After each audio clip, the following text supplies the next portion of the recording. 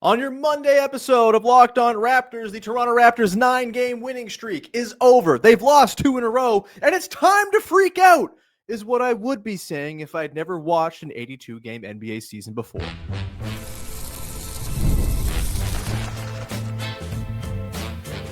You are Locked On Raptors, your daily Toronto Raptors podcast, part of the Locked On Podcast Network, your team every day. Hey, what's going on? And welcome to another episode of Locked On Raptors, part of the Locked On Podcast Network, your team every day. It is Monday, December the 1st. Holy crap, it's December already, and I am your host, Sean Woodley. I've been covering the Toronto Raptors now for 12 seasons on various platforms. You can find all my work over on Blue Sky. You can find the show on Instagram. You can join us in the Locked On Raptors Discord server. Link in the description of the podcast. 100% free to join. Would love to see you over in the Discord. It's great to hang out, talk ball amongst friends. Even when things are bad and they're losing games, it's still a great place to be with our little Raptors community. Come hang out. Today's show is brought to you by friends over at FanDuel. Right now, new customers can bet just $5. If your bet wins, you get $300 in bonus bets. To use across the app, head to FanDuel.com to get started. And we will get started here on your Monday edition of the show, talking about a pair of Raptors losses. Yeah, rare occurrence for the team of late. They fall to the Charlotte Hornets in overtime on Saturday, 118-111, after blowing what was a 17-point first half lead. Not ideal. And then a bit of a schedule loss to the New York Knicks the second night of the back-to-back, traveling to MSG. No Jakob Poeltl, still no RJ Barrett. The Raptors have some moments, string together a couple of pretty spirited runs to keep this close for a stretch, but then just kind of lose the rope in the last 15 or so minutes of this game and eventually fall 116-94 to the New York Knicks. And on today's show, we will get into the absences of Jakob Poeltl and RJ Barrett very much being felt. We got the good, the bad, and the coming up later, of course, too. We'll get into the nuts and bolts of the Hornets loss in particular, which I think is the more interesting loss to dive into, because the Knicks one, as I said, kind of a schedule loss that the Raptors seemed to be anticipating when they sat Jakob Poeltl for the game. But first of all, just want to go 10,000-foot view a little bit after a weekend where we saw a couple of losses, and one of them in particular very ugly and very un-Raptors-like based on what they've done so far this season. You know, they've taken care of business against losing teams for the most part this year, and when they've had leads, they've been nails in crunch time, and they've locked games down. Was not the case in that Hornets game. But look, yeah, it was a bad weekend, especially that Saturday game. Not ideal, but this also happens over the course of 82 games to everyone who is not an inner circle title contender. And look, I know the Raptors have had a great start. It's been thrilling, 14-5 out of the gate. How could you ask for anything more? But they're not an inner circle title contender. I think that's pretty clear. They're making, taking advantage of a pretty easy schedule, taking advantage of being in an Eastern Conference that's wide open and ripe for some upstart team to finish higher than expected. And I still think what we've seen process-wise from the Raptors suggests they're going to very much be in the mix for a home court in the first round of the playoffs this weekend, even baked into all of it. I just think, as thrilling as their start has been, you just can't grade them on the scale of a team that was expected to be an inner circle contender, right? And if you do, I think that's moving the goalposts way too prematurely based on what we've seen through 21 games. It's been great. It's been awesome. There's been a lot of awesome stuff. We talked on Friday about the defense and the process of the defense being really exemplary, and thinking there's a lot to build on, and sustainability being kind of baked into what they're doing. But this is still what life is going to be like in the Eastern Conference all season long for a team that is not a Houston Rockets, Denver Nuggets, Oklahoma City Thunder level inner circle contender. They're just not that, and that's fine. There was never an expectation or belief or hope that they would be that coming into the year, and I don't think you can shift your expectations for them based on the first 20 games just because they were 14-5 to get things rolling. As impressive as it was, again, I talked about at the start of the year, right? Like, after the first week of the season, it felt very clear the Eastern Conference is going to be jumbled all season long. Seeds 3 through 10, 3 through 11, hell, 1 through 11, very fluid. There are going to be moments where teams have hot stretches like the Raptors have had. There are going to be moments where teams fall back to the pack a little bit. And it's going to be down to the teams that can avoid losing 4, 5, 6, 7 games in a row to really determine who's going to finish where in the conference. And I have every belief that the Raptors can be one of those teams that can avoid losing 4, 5, 6, 7 in a row as the season progresses here. I don't think there's anything from these two losses that rang out particularly alarming necessarily. Yeah, they played poorly down the stretch of the Hornets game for sure. They also missed a lot of shots that have been absolute butter for the most part this season. A couple of wide open Emmanuel Quickly threes, Brandon Ingram getting to his spot at the free throw line for that mid-range jumper coming off of, pin downs. That's been money all season long. He missed a few of them. You lose the game that way. It's a bummer. The Hornets also played extremely well in that game, which we'll get into a little bit here. But yeah, I just think you got to get used to the idea that the Raptors are not just going to win every single basketball game. They were never going to win out after starting 1-4 and then, going on the crazy heater they've been on.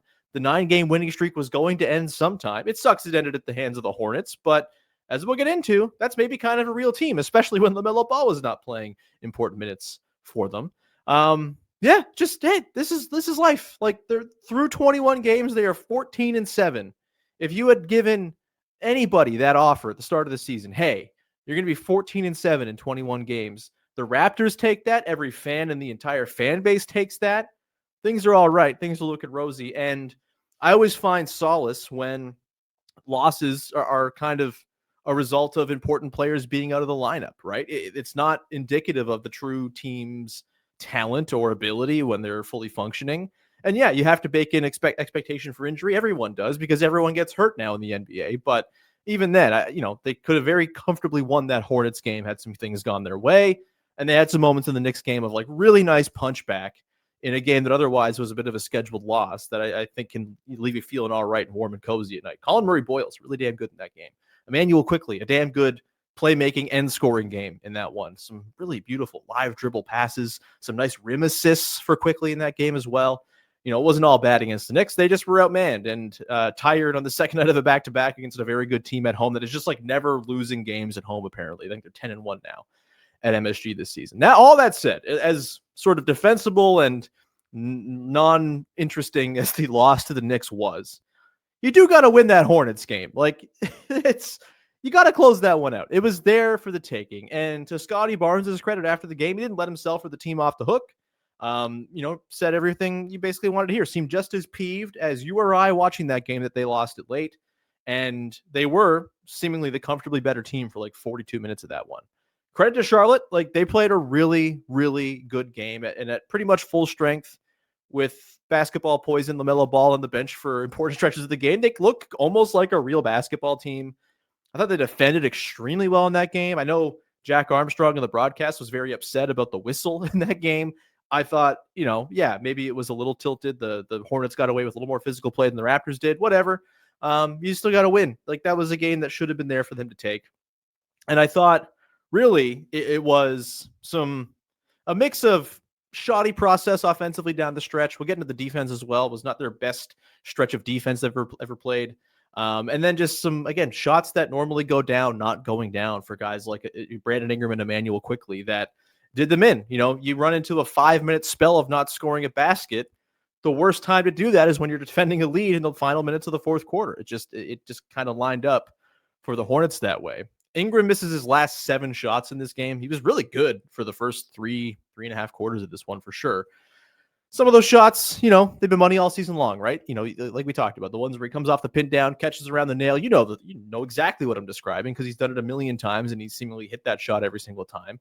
Some of those didn't go down. I do think there were also, though, some instances, as we've talked about in other close games they've played, of the crunch time offense getting a little bit sticky, a little bit too Ingram focused. And I think you saw a couple of pretty forced shots, 7, 8, 9 dribbles leading into a contested look from Ingram, missing passes out of double teams that he, otherwise has made pretty well, for the most part this season. Some turnover trouble for him. I thought Sion James did a really good job.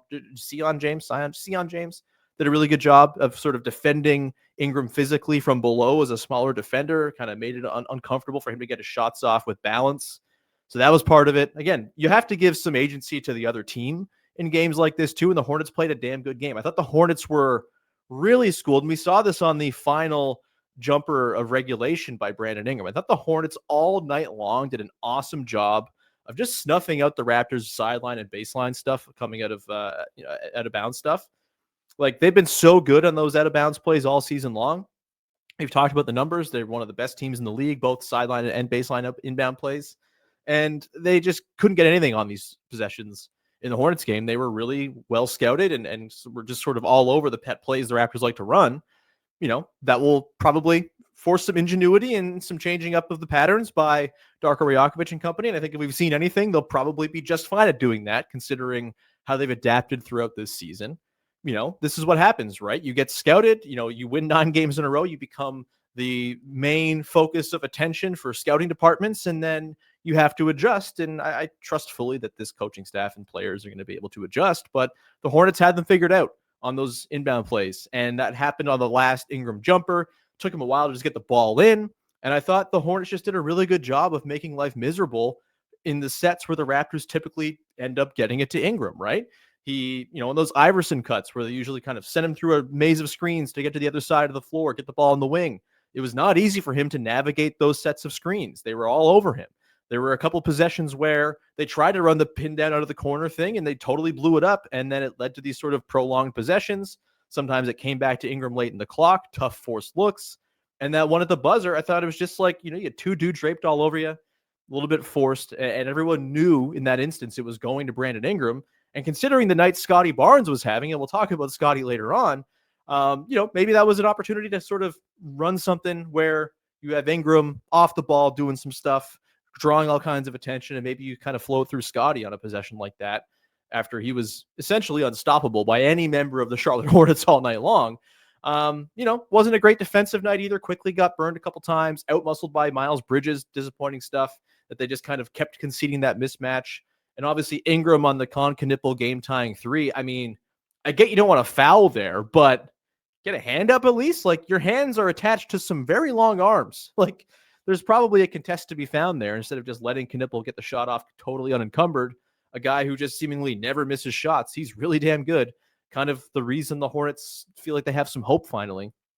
Again, some stuff that they'll probably rectify, right? This has been their story throughout the year.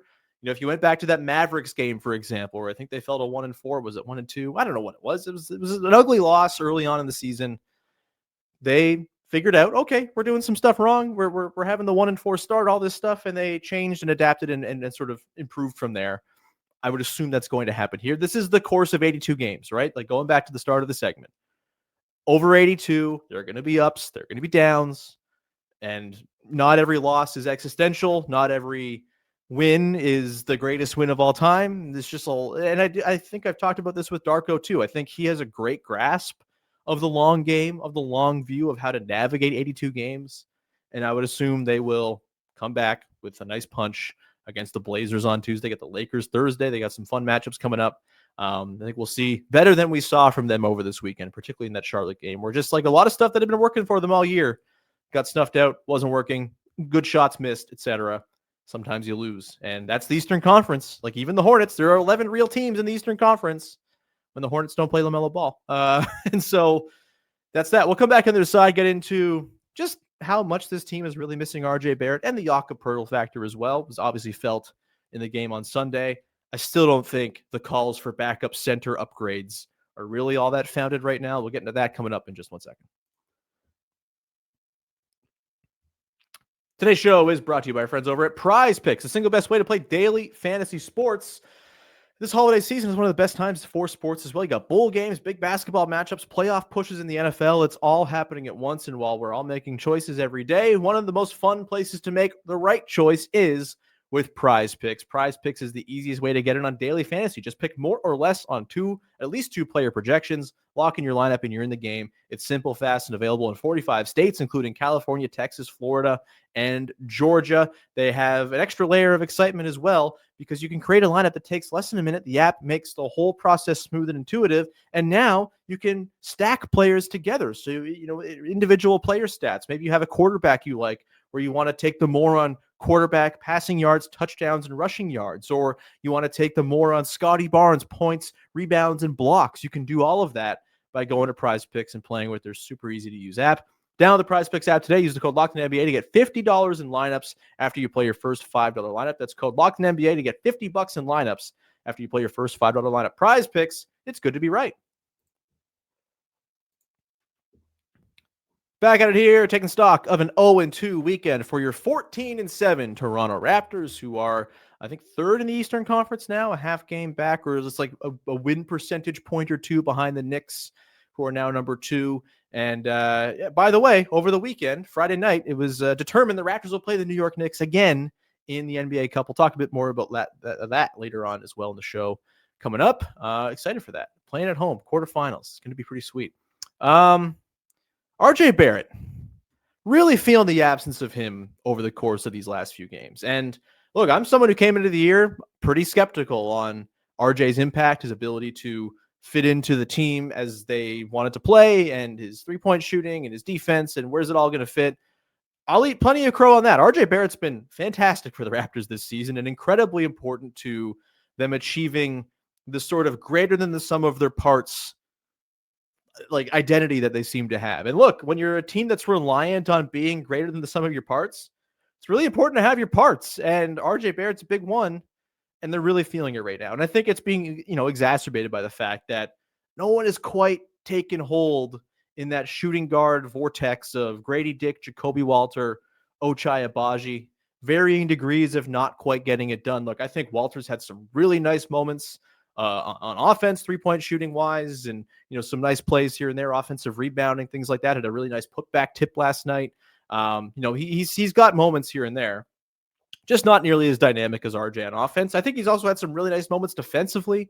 Had some beautiful possessions on Jalen Brunson last night. Got a block on him at the rim at one point last night. Like, there's a lot to like with Jakob Poeltl. He's still just 21 years old, though, and figuring things out, and just doesn't have that same sort of downhill juice that RJ Barrett brings to the table and really kind of raises the level of what the Raptors are doing. I think, we're seeing with the struggles Brandon Ingram's had lately. I mean, he's had trouble to the point that I was getting into earlier, making those reads in double team situations like he has successfully at earlier points this season. I thought he actually had some nice reads last night against the Knicks in those situations. He'd also had a lot of turnovers.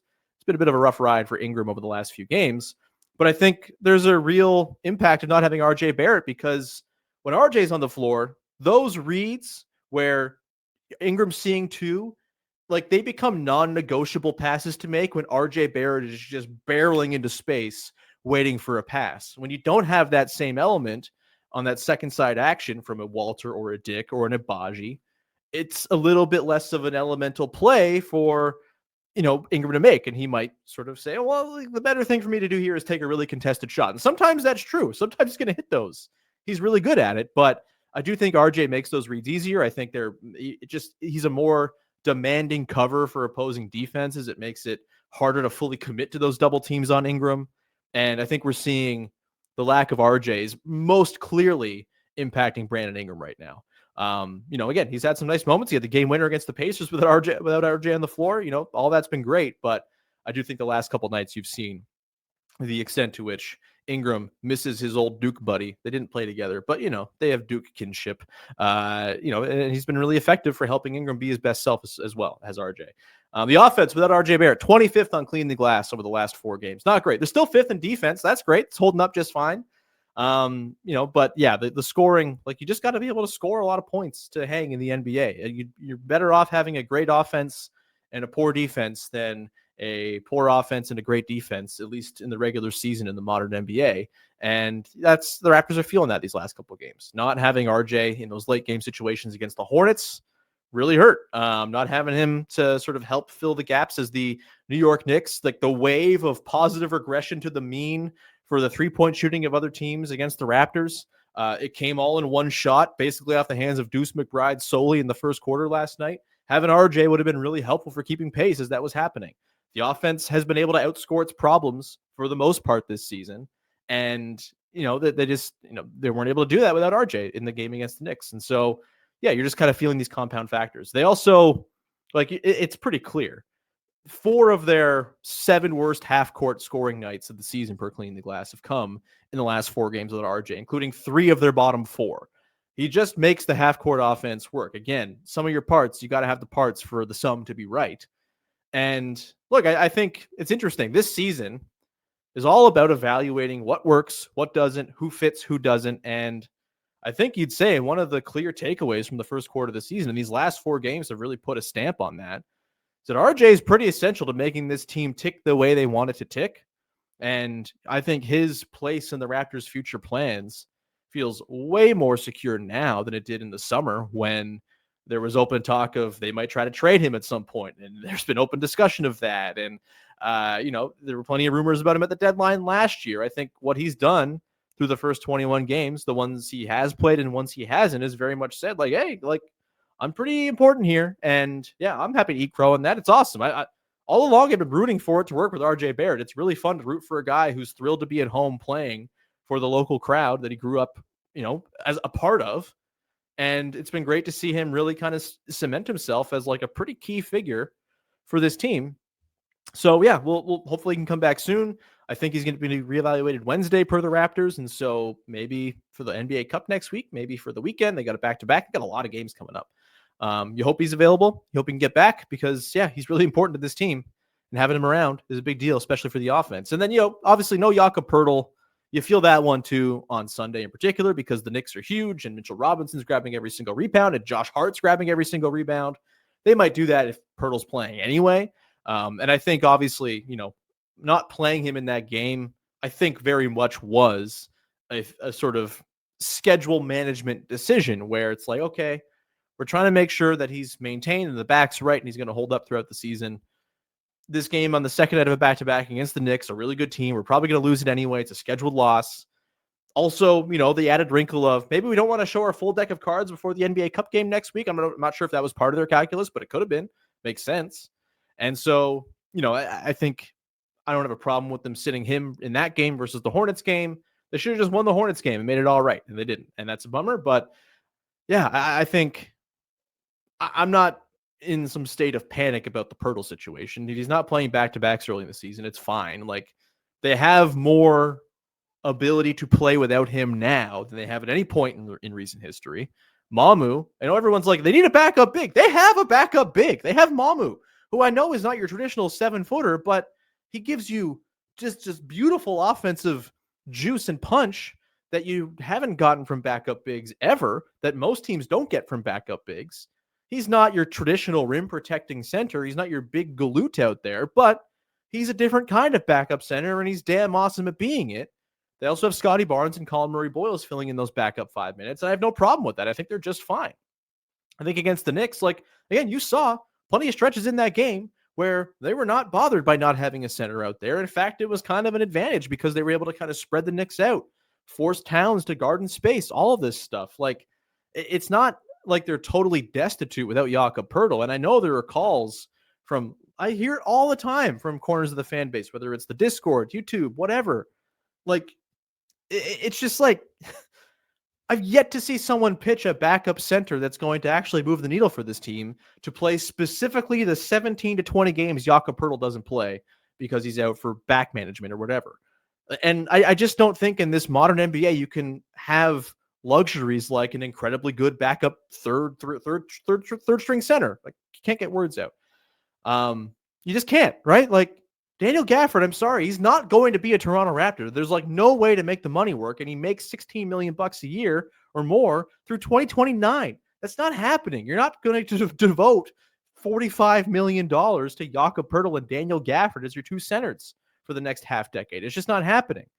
Day'Ron Sharpe is the one guy I've heard pitch to make some sense. But if you're looking at, we'll trade Ochai Agbaji in a pick for him or something like that, first of all, better be a second rounder. You're not trading a first rounder for Day'Ron Sharpe, the guy who can barely scrape out 16 minutes again, playing for literally the Brooklyn Nets. And he's fine doing it. He's nothing special. He's just a guy. It'd be great to have that guy as an insurance policy, but he makes more money than Ochai Agbaji. So if you trade Ochai for him, you're committing to pay the tax, which fine. I'm all right paying the tax. But also, if you have Day'Ron Sharpe, you can basically say goodbye to the hopes of keeping Mamu next season if you're trying to give him a portion of the mid-level exception. You won't have that if Day'Ron Sharpe's on your team. Now, Day'Ron Sharpe has a club option, so maybe you turn that down. But are you really trading for Day'Ron Sharpe for 30 games of the season? Because that's what it'll be if it's a deadline pickup. Are you really going to make a move where you send out a second-round pick even to just get a guy to play for you maybe 10 games down the stretch? Because he's not going to be in the regular rotation if Poeltl's healthy, because you have different looks you want to go to, with Mamu being front and center in those looks that are just not going to feature Day'Ron Sharpe. And so, I just think this idea of a backup center, it's great in theory, But they have one in Mamu, and getting some large, tall guy who's bad, you can do that for free off the scrap heap from the G League or from, someone who gets bought out. Like, it does not have to be something where you're going and making this grand gesture of a trade to get yourself a third string big. And if you do that, then there are going to be downstream effects of other guys you can't keep because we live in Adam Silver's second apron world, which sucks. I don't like it. It's a bummer. It's lame. Makes talking about team building really much less fun, but it's just the reality that these Raptors are operating within. When you have an expensive starting five, you can't really have the luxury of a really good third string center who makes a lot of money because he's really good. It's just not how it works. And so, yeah, nice ideas, pretty unfeasible for a lot of reasons to get your Gaffords, your Sharps of the world. And so I just think, you're looking at way less than that in terms of needle movers. And at that point, like, just sign a guy off the street, man. It's all good. We're going to come back on the other side, get into the good, the bad, and the to round things out as, we hopefully turn the page on this not so good weekend and look ahead to a fun week of games against good teams. We'll do that coming up in just one sec. Today's show is brought to you by friends over at FanDuel. NFL Sundays move fast. One big play and suddenly everything feels different. That is what makes live betting with FanDuel so exciting. You're not just watching the games, you're reacting to it in real time. With FanDuel, you can place bets on the action as it unfolds. Every play, every momentum swing, every highlight moment. Live betting is best when a game starts to shift. As a receiver gets hot, a defense tightens up, or momentum flips after a turnover. You have live spreads and money lines. You can adjust instantly. Player props update as guys heat up, and you can bet next touchdown scores, drive results, totals, and more. Keeps you locked into, every snap, every drive, every possibility. And of course, it's not just the NFL. If you want to throw some futures bets down on where MLB free agents are going to sign, who's going to win the Stanley Cup, all that stuff, it's all there for you to go and peruse over on FanDuel's very easy-to-use app. So if you want to be right in the middle of the action this season, visit FanDuel.com and place your live NFL bets all season long. FanDuel, the game moves fast, and so can you. Back at it here, wrapping things up with the good, the bad, and the It's the way we wrap up every single episode of this here podcast on the heels of a Toronto Raptors basketball game, or in this case, games, or the thing I liked, the thing I didn't like, the thing that's got me a little intrigued from the latest in Raptors hoops, the good, Scottie freaking Barnes, man. You lose a couple of games, but what Scottie Barnes is doing this season, I think, is like the single most exciting and important thing to pull away from the first quarter of the season. He has been just so damn good. We are a long way from the preseason panic after Scottie Barnes didn't look so good in the games that don't matter. The games that matter, he has been incredible. And that Hornets game he played, they lost, so it's going to get lost to history a little bit, but he was unbelievable in that game. And it's a shame they didn't quite find him a little bit more down the stretch. I thought, I'm not usually one of these, like, you got to feed the guy who I like as the main guy in the important minutes type of person. I think that's not really how basketball works, especially when you play the style the Raptors do. Like, the ball finds the guy who it's supposed to find in the flow and all that. But no one could stop Scottie Barnes in that game. Moussa Diabate, not a chance. Brandon Miller, no way. Miles Bridges, good luck, man. Like, just like really, really impressive, powerful stuff from Scottie in that game, who was just hunting the rim. 11 of 16 overall. He goes 10 of 14 on twos, 7 of 8 at the line, 12 boards, 5 assists, 2 steals, a block. Like, what Scottie Barnes is doing is so bloody impressive. And the single most pivotal thing for the future of this team that's happened in the first 21 games. 20 points, 8 boards, 5 assists, 3 stocks, 60% true shooting, 41.4% from 3. He had that heater last night. 3 threes in the start of the second quarter to kickstart the Raptors comeback. They go on like a 26-3 run or something like that to make that game into something 22-3, something like that. Just like, can't be anything but absolutely thrilled with what Scottie Barnes is doing. The defensive stuff, he's getting 3 stocks every single night. It's unbelievable. He's been so damn good. It's so fun to watch. The bad. So I usually reserve this for the first time the Raptors play overtime every year, just so I can, wax poetic on a thing I hold dear to my heart when it comes to my basketball beliefs. Overtime sucks. The way NBA overtime operates sucks. It's boring. It's usually a letdown after a thrilling end to regulation. Just the 5 minutes played on out. And no, I'm not saying this because the Raptors lost. I say this after every overtime game I watch because it's always a drag and always a letdown. And it's become even more so as I watch how other sports have livened up their overtime in the regular season. The NHL went to the 3-on-3 overtime a ways back. It's absolutely like so much fun to watch 6 guys fly around a huge ice sheet trying to score. It's great. MLB putting the ghost runner on second rule, fantastic. Speeds games up. It's exciting. There's like instant tension every time you start an extra inning game. Overtime in the NBA has very little tension because it's just like, all right, more of the same thing. And yeah, sometimes you get a nice finish. Sometimes it's not fun at all. I want to build upon the fun, thrilling finish of regulation with a fun and thrilling thing that always ends in a thrilling way. And that is why every single overtime in the NBA should just be a game to 11. First to 11 wins. It's like you're playing pickup with your pals. And except it's the NBA and you win an NBA game if you get to 11 first instead of just staying on the floor to play the next team. I don't know why this has not been something that's been kicked around by other people who cover the league, people who have actual influence in what Adam Silver does or what he wants to do. I think, to me, the single worst part of NBA games, not only, I mean, there's 2 things. One, it's the endless fouls that you get at the end of games, which you get in the end of overtime as well. It's just like a second layer of stoppages through fouling and timeouts. Whereas if you just played to 11, every game ends on a bucket.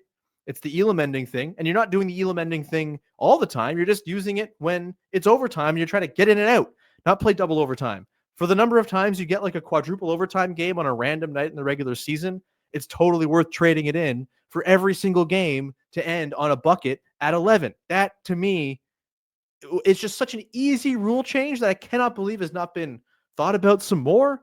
And I just feel it every single time I watch an overtime game, especially in this game against the Hornets, right? Thrilling finish. Con Knippel, big time 3. Ingram misses the shot at the buzzer. We're going to overtime.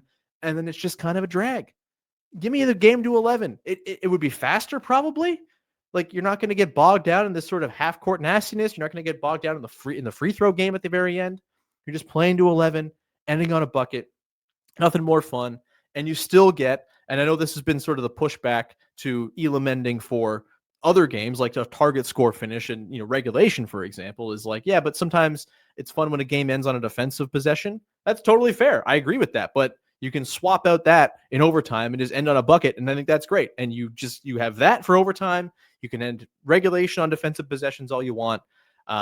Just play to 11. I don't know. Start adding Adam Silver if you agree with me as I melt down yelling this into the microphone. But yeah, overtime's bad. And we should just play a game to 11 whenever it gets there, because it would be the best. It would go from being the worst thing about NBA basketball, overtime, into the best thing about NBA basketball. You'd be thrilled when overtime happens because you get to watch a last bucket wins game. That's pretty sweet.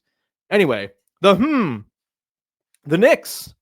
Interesting matchup for the NBA Cup quarterfinal. Raptors at home. That's big because the Knicks never lose at home. Can't wait to watch this game. Again, hopefully RJ Barrett's available for it. But I think it's cool that we got to look at the Knicks before they play this game, as opposed to it being their first matchup of the season.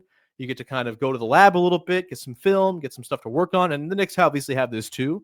But the Raptors didn't have most of their guys. We'll see if OG's back for the Knicks. Wouldn't that be fun? Both these teams at full tilt. Would assume Poeltl's going to be available for that game. That'll be a big difference for how they attack that game too. The NBA Cup is cool. I thought the Cup night on Friday, I went through and watched like all the close finishes from those games. Like, the intensity of those games was real. The NBA Cup is good. Teams actually seem to care. And now we're going to get single elimination basketball, which is the single coolest thing in the sport. That's why we love March Madness so much. One and done basketball rules. It's why game 7s are the best. And the Raptors get to play one of these games at home. It's going to be, I think, pretty electric in there against the Knicks too. Fun matchup. I'm actually glad it's the Knicks and not the Heat, who are kind of scary and always weird and in a single game situation.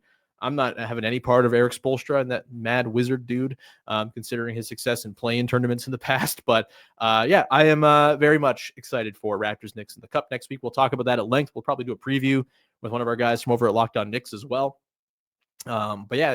Curious.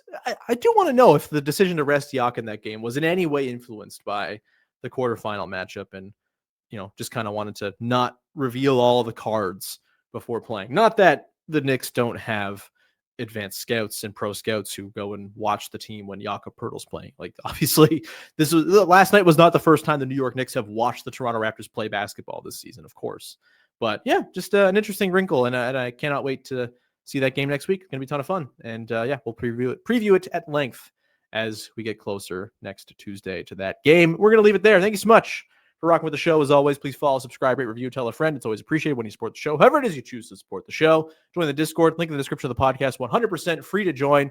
And tomorrow on the show, going to take stock of the team at the quarter poll. Some big, broad takeaways from the first quarter of the season. Largely, it's been pretty good, even though the last couple of games were not so good. Looking forward to that one. We obviously have Big V coming up back. He'll be on Wednesday this week talking about the Blazers game. He'll be there in person on behalf of Locked On Raptors. So we'll have a chat with him about that. Lakers on Thursday. Katie Heindel will be along this week. Lots of stuff on deck. Can't wait. Thanks for being here. Thanks for hanging. Bye-bye.